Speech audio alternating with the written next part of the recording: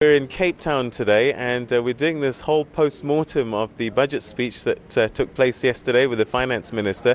But during the course of the year, students around the country were asked to answer some important economic questions as part of the Old Mutual Nedbank budget speech competition. And I'm lucky to have the winners that won yesterday. The postgraduate winner was Lucky Pane, and the undergraduate winner Josh Budlender. Gents, well done. Congratulations on winning this budget speech competition. How hard was it? It was quite challenging, and it required a lot of commitment in terms of research, but overall it was a great experience for me. And you? Yeah, it really was definitely a challenging competition. The competition you got from the other contestants was really of a very high level, but it was an amazing experience. All right, so now you are the minds of the future. Your analysis of the budget yesterday? I thought it was quite a good budget, especially given the tough economic times that we're living in. A lot of analysts had anticipated probably wider budget deficits, but we actually saw downward revisions, and that is quite good. So the fiscal position of the country is looking pretty awesome. Gosh, you sound like an economist already. Yeah, I completely agree with Lucky, especially given the government's commitment to the NDP. I think it was an excellent way to fund that vision.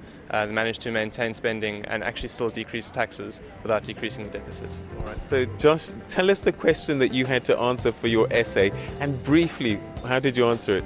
So the question was about methods of decreasing youth unemployment in South Africa. What I really focused on were short-term measures, while long-term things we fixed those.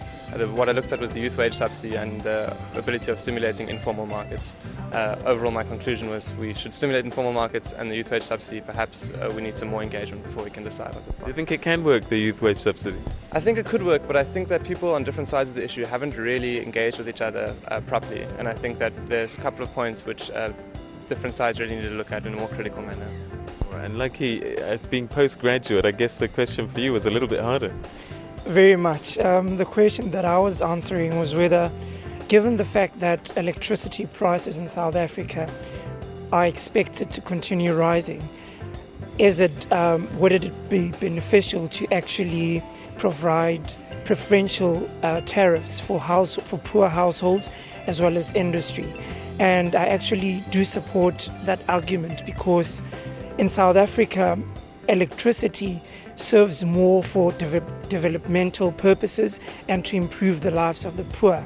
And then in terms of industry, our manufacturing and mining industry are quite electricity intensive.